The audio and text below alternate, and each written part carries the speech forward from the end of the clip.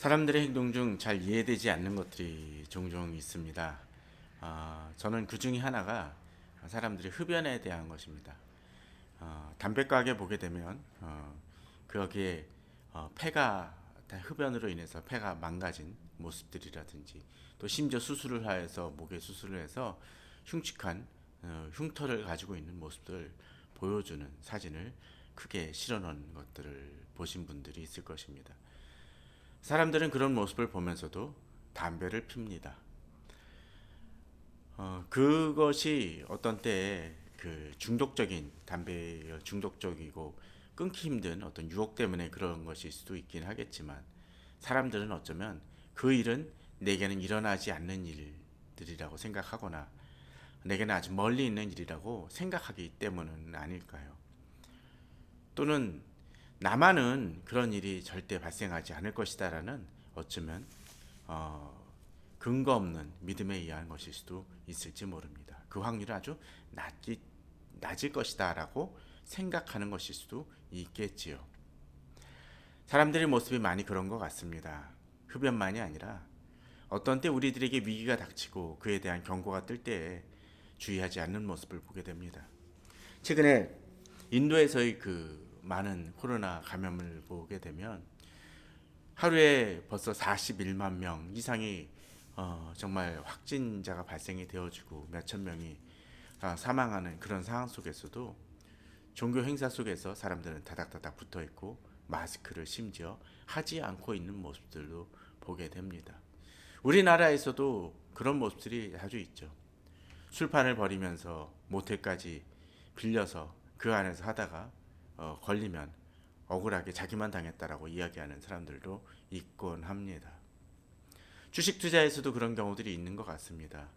이것만큼은 되겠다. 여러 가지 지표가 안 좋게 나옴에도 불구하고 자기가 손해본 것을 만회한다는 이름하에서 정말 빚까지 내서 들어갔다가 더 어려운 지경으로 빠져드는 이들도 종종 있곤 합니다. 위기가 닥칠 때, 또는 위험 조짐이 보일 때, 경고 사인이 들 때 깨닫는 사람들은 정말 행복하고 지혜로운 사람일 것입니다. 우리는 이 10가지 재앙 중 오늘 두 번째 재앙을 다룹니다. 아직 10가지 이 재앙 중 그 남은 재앙만 8가지가 있는데, 오늘 두 번째 재앙을 다루면서 정말 앞서도 이야기 드렸지만 바로가 조금만 더 일찍 깨달았으면 그 이후의 일들, 무엇보다도 장자가 죽음을 당하고 또 그 10가지 재앙마저도 제대로 거기서도 깨닫지 못해서 결국 홍해의 참극을까지 경험했던 그의 완악하고 정말 굳어진 마음을 생각해 보면 인간이 얼마나 무디고 어리석은 존재임을 보게 됩니다. 오늘 본문에서 그렇습니다. 우리 지난주에 그런 본문을 봤습니다. 모세가 홍해를, 나일강을 피로 바꾼 다음에 심지어 그 그릇에 있는 물까지도 변한 다음에 모세는 그것을 무시하고 다시 궁궐로 들어갑니다. 그리고 그로 인해서 애굽 사람들은 물을 구하기에 땅을 파고 난리법석을 벌입니다. 그 바로는 그런 모든 일들을 무시하고 침묵합니다. 오히려 완악한 마음을 굳건히 하죠. 백성들이 고통받건 안 받건 간에 상관이 없는 듯합니다. 그리고 일주일이 지났다라고 되어 있습니다. 이제 본문은 두 번째로 시작이 되어집니다. 여호와께서 모세에게 다시 이르시는 장면이 등장을 합니다. 너는 바로에게 가서 그에게 이르기를 여호와의 말씀에 내 백성을 보내라. 그들이 나를 섬길 것이니라. 내가 만일 보내기를 거절하면 내가 개구리로 너의 온 땅을 치리라 라고 되어 있습니다. 앞서 나일강이 피가 되게 했던 그 일을 통해서 한번 큰 재앙을 내리셨는데 이제 두 번째 재앙이 임합니다.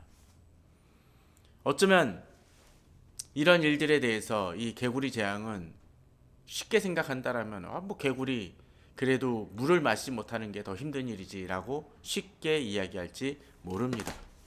그러나 오늘 본문을 보게 되면 이제 좀 더 다른 모습을 보여줍니다. 개구리가 그 수많은 그 개구리가 지나가는 모습이라든지 무리를 짓는 모습을 우리는 여러 가지 뭐 해외 토픽이라든지 또 우리나라에서 가끔 그런 모습들이 있곤 합니다. 그러다 로드킬을 당하는 모습들도 나타나긴 하죠. 그러나 본문은 그것이 그 정도 수준의 것이 아님을 보여줍니다. 오늘 3절에 3절에 보게 되면 개구리가 나일강에서 생겨서 올라오나옵니다. 그 근원이 바로 피가 되었던 그곳입니다. 그곳에서 어떻게 올라옵니까? 무수히 올라온다고 되어 있습니다. 수를 셀 수 없을 정도라는 것이죠. 그리고 그것이 어떻게 벌어집니까?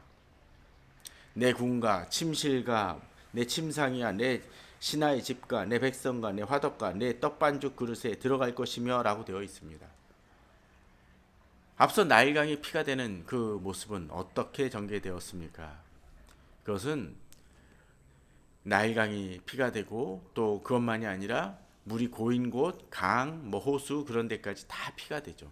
심지어는 그릇에 있는 물까지도 피가 될 것이라고 이야기를 했습니다. 엄청난 것입니다.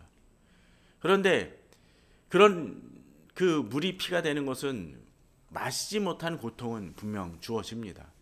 그렇지만 본인이 정말 작정만 하면은 그 물그릇은 물이 있는 것은 치우면 됩니다. 그러면 그 보기 싫은 모습, 흉측한 것을 피할 수는 있겠죠. 그런데 이제 본문은 어떻게 벌어집니까?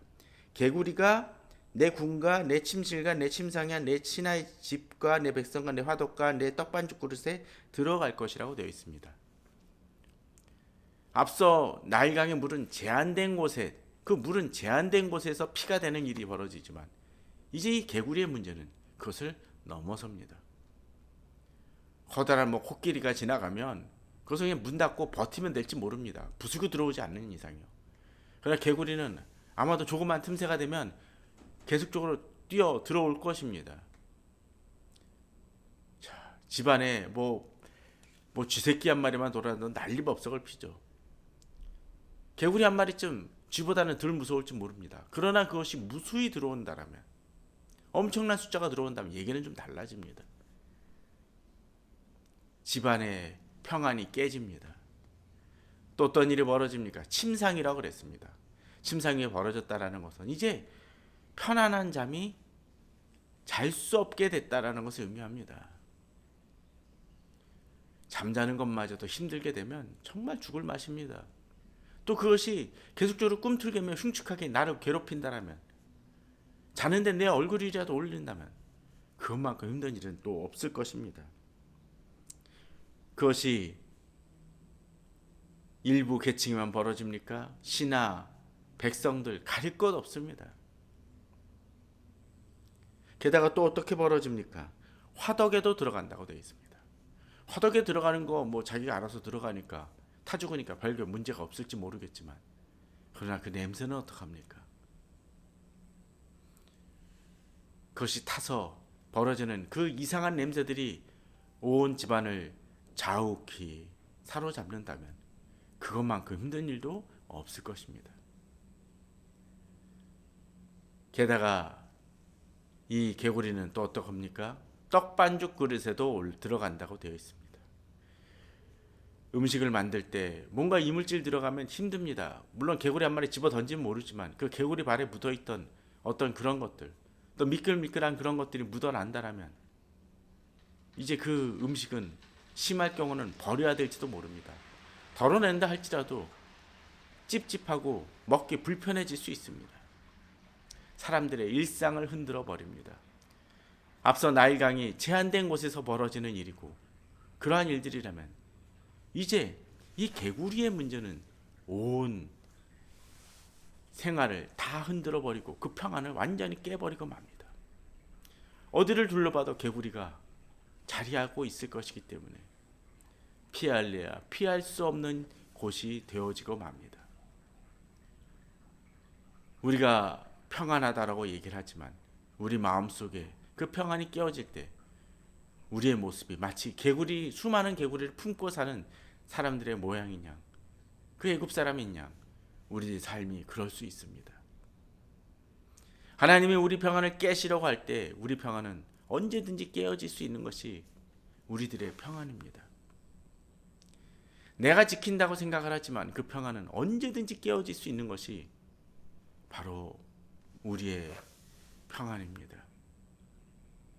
앞서 나일강에서 개구리가 올라왔듯이 그들이 풍요로운 것이라고, 풍요의 근원이라고 생각되어졌던 곳에서 피가 되는 것을 넘어서 이제 더 근심과 불편함과 부담이 되고 흉측한 것이 올라오는 근원이 되어지는 것을 통해서 보면, 우리들이 중요하고 풍요하고 내 재물의, 내 재산의 근원이라고 여기는 것들이 오히려 나를 괴롭히고 힘들게 하는 경우들이 많이 있음을 봅니다.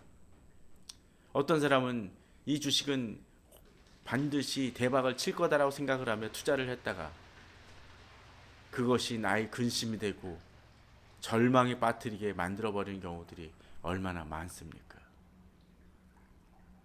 우리는 그것이 내게 행복을 가져다 준다고 생각을 하지만 하나님이 주시지 않으면 그 모든 것은 언제든지 깨어질 수 있는 것이 바로 그러한 것들입니다. 모세가 이러한 일을 행하니까 이제 애굽의 술사들도 따라는 합니다. 하지만 뒤에서 보았듯이, 뒤에서 보거나 또 앞에서도 보았던 것처럼 이 요술사들의 한계는 제한적이고, 또 모세가 일으켰던 것처럼 수많은 개구리가 아니라 아마 일부분에 지나지 않았을 것입니다. 이제 본문 속에서는 이제 모세는 한 걸음 더 나아간, 앞선 재앙과는 달리 한 걸음 더 나아간 모습을 보여줍니다. 그것이 무엇입니까? 8절에 보게 되면 바로가 모세 아론을 불러 이르되 여호와께 구하여 나와 내 백성에서 개구리를 떠나게 하라. 내가 이 백성을 보내리니 그들이 여호와께 제사를 드릴 것이니라. 곧 이것은 무엇입니까? 요술사들이 따라하긴 했지만 이것을 제할 수 있는 능력은 없었다는 것을 보여줍니다. 그러게 자기의 브레인이라고 얘기하고 자기가 의지하는 요술사들에게 지금의 문제를 해결해 달라고 이야기하는 것이 아니라 자기에게 이 고통을 안겨준 모세에게 이것을 해결해 달라고 요청을 합니다. 세상이 주는 평안이라는 것이 바로 그렇습니다. 세상은 우리의 문제를 근원적으로 해결해 줄 수 있는 해결사는 되지 못합니다. 그 해결은 하나님만 해줄 수 있습니다. 하나님은 그의 영광, 당신의 영광을 드러내시기에 이제 한 걸음 더 나아갑니다. 어떤 것입니까? 이제 모세에게 바로가 요청을 했을 때 이제 바로에게 이렇게 얘기를 하죠. 9절에 보면 내가 왕과 왕의 신하와 왕의 백성들을 위하여 이 개구리를 왕과 왕궁에서 끊어 나일강에만 있도록 언제 간구하는 것이 좋을는지 내게 훈부하소서. 이제 나일강에서 올라왔더니 개구리가 나일강에만 머물게 하겠다라고 얘기합니다. 하나님이 그 개구리를 어떻게 하십니까? 통제하심을 보여줍니다. 애굽의 많은 신들이 그러한 것들을 할 수 없었을 때 하나님은 그 일을 이루실 수 있는 유일한 분이십니다. 또 어떻게 얘기합니까? 그 기한을 정하라고 얘기합니다. 언제 원하는지 말하라는 것입니다. 이것은 무엇입니까? 이것은 그냥 이루어지거나 우연적으로 일어나는 일이 아니라 하나님이 이 일을 이루신다는 것을 보여주는 것입니다. 그것을 가르쳐주기 위해, 하나님만이 하나님 되심을 보여주기 위해 이제 모세는 이 바로에게 이렇게 이야기하는 것입니다. 그렇습니다. 우리는 어떤 때 일이 잘 풀려서 그냥 이제 됐구나라고 얘기를 하지만, 생각할 수 있지만 그 모든 일들은 하나님의 통제 아래 있는 일입니다. 우리가 그것을 잊을 때 우리는 실패하기 쉽습니다. 하나님만이 이 모든 일들을 주관하십니다. 하나님은 이 일을 통해서 바로가 그것을 깨닫게 하시기 위해 모세에게, 바로에게 그렇게 말하라고 말씀하신 것입니다. 이제 모세가 하나님께 간구하자 하나님이 이제 개구리를 물리쳐 주십니다. 그것이 얼마나 악취가 쌓인 것들을 그 태우님이 얼마나 심각한지 엄청나게 쌓여 있고 또 그것을 무더기로 쌓으니 땅에서 악취가 나더라고 되어 있습니다. 아마도 그것이 어느 정도 썩고 어느 정도 정리가 되기까지는 엄청난 시간이 흘렀을 것입니다. 꽤 많은 시간이 흘렀을지 모릅니다. 근데 15절에 그러나 바로가 숨을 쉴 수 있게 됨을 보았을 때 그의 마음을 완강하게 했다라고 이야기합니다. 조금만 일이 풀리면 우리는 다시 옛날로 돌아가기 쉽습니다. 하나님께 이번만 나를 용서해 주시고 이것만 해결해 주시면 이제는 제가 다시 그러한 죄를 범하지 않겠노라고 우리들은 기도할 때가 있습니다. 그러나 정작 일이 풀리고 난 다음엔 우연으로 된 것이겠지. 이제 이 일은 지나갔으니 더 이상 그런 일은 벌어지지 않겠지라고 그렇게 생각하고 다시 옛날로 돌아가는 이들을 많이 보게 됩니다. 아니 내 자신도 그럴 때가 있습니다. 그러나 깨달아야 될 때 깨달아야 됩니다. 하나님만이 이 나의 모든 것을 주관하시며 다스리시는 분임을 잊지 말아야 됩니다. 하나님을 흔드실 때 나의 모든 평안은 깨어질 수밖에 없고 내가 그것에서 어디선지 피할 곳은 없다라는 것을 깨달아야 됩니다.